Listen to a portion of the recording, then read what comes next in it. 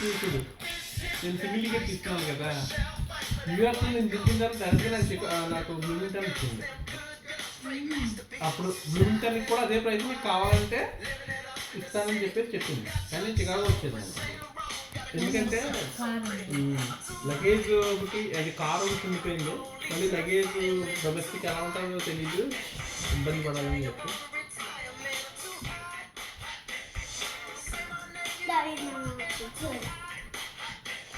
నేను న్యూయార్క్లో లగేజ్ కూడా తీసుకోలేదు చేతికి.